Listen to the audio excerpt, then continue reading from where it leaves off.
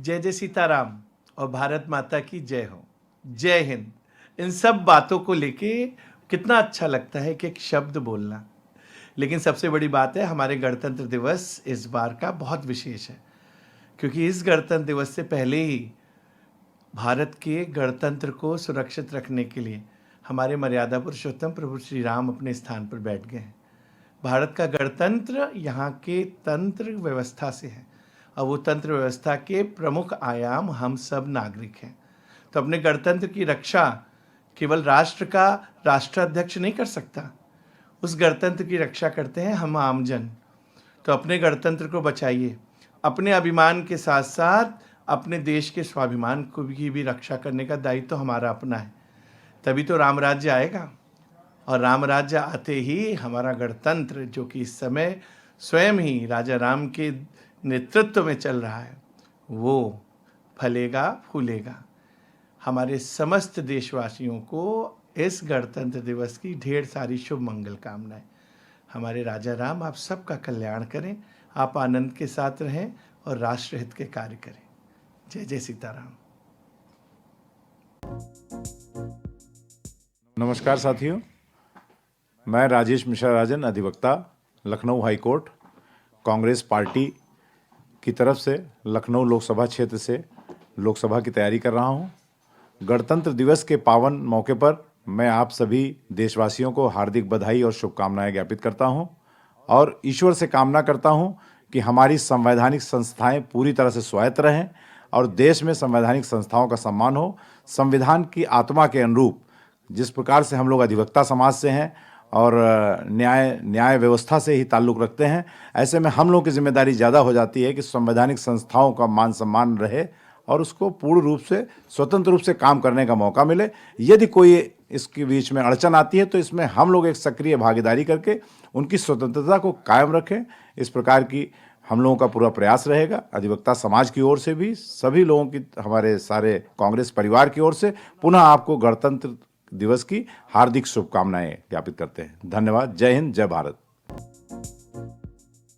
मैं शमशाद अहमद, पूर्व ज़िला एवं सत्र न्यायाधीश, एक कांग्रेस कार्यकर्ता की हैसियत से 75वें गणतंत्र दिवस के मौके पे समस्त देशवासियों को, विशेष तौर से घोसी संसदीय क्षेत्र के सम्मानित नागरिकों को इस मौके पर अपनी हार्दिक बधाई देना चाहूँगा और ये पैगाम देना चाहूँगा कि आज ही के दिन हमारा संविधान लागू हुआ। वैसे तो हम 15 अगस्त 1947 को ही स्वतंत्र हो गए थे, लेकिन सच पूछिए तो पूर्ण रूप से स्वतंत्रता उस दिन मिली जब हमारा अपना संविधान भारत में लागू हुआ। वह तिथि 26 जनवरी 1950 है। गणतंत्र का मतलब होता है, गण माने समूह, तंत्र माने सरकार। जो रिपब्लिक यानी हम जो है, हमारा एक राष्ट्रपति होगा, जो भी होगा हमारा जो है, उसको हम लोग अपने कानूनों के अधीन, अपने संविधान के अधीन चुनेंगे। और हमारे संविधान निर्माताओं ने जो गवर्नमेंट का सिस्टम अपनाया वो पार्लियामेंट्री डेमोक्रेसी है, जहाँ पर प्रजातंत्र बहुत ही मजबूत सिस्टम होता है। प्रजातंत्र को अल्लामा इकबाल ने यूँ डिफ़ाइन किया है कि इस रास को एक मर्द फिरंगी ने किया फाश, हर चंद के दाना इसे तोला नहीं करते।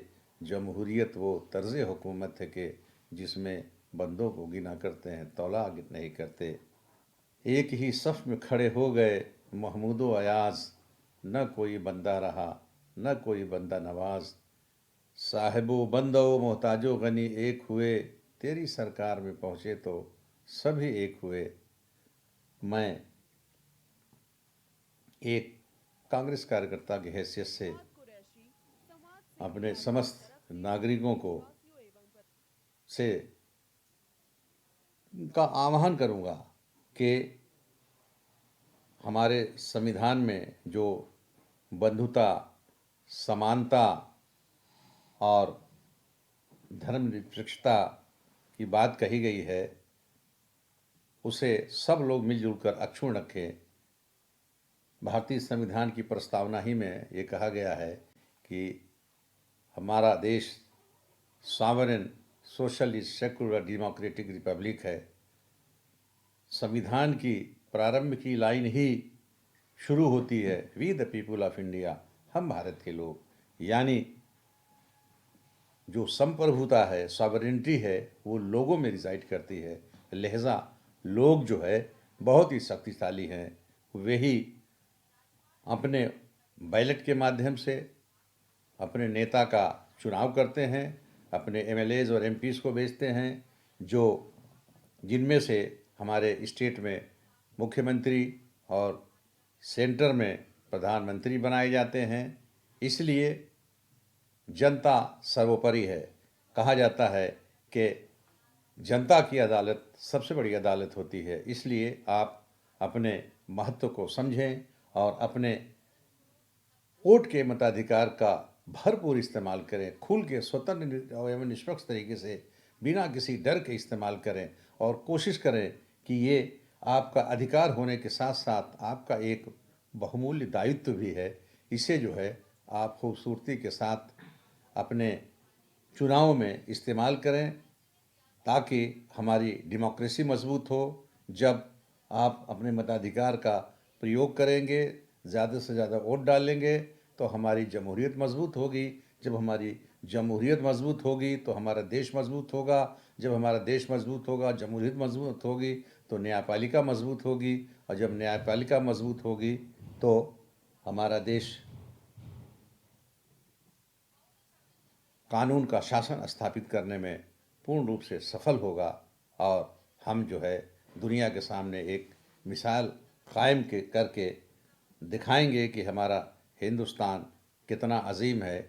आज हिंदुस्तान की चर्चा जो है इंटरनेशनल लेवल पर हो रही है, वसुधैव कुटुंबकम की बात की गई है हमारी भारतीय सभ्यता में। इसलिए हम पूरे विश्व को एक विलेज, एक एक एक एक एक एक परिवार समझते, एक संकुल समझते हैं, और इस विचार के तहत, इस विचारधारा को मानते हुए हम सब लोग इंटरनेशनल लेवल पर विश्व बंधुता की बात करें और हमारे सामने जो चुनौतियां हैं, जैसे महंगाई है, भ्रष्टाचार है, फिरका परस्ती है, इन सब चीज़ों को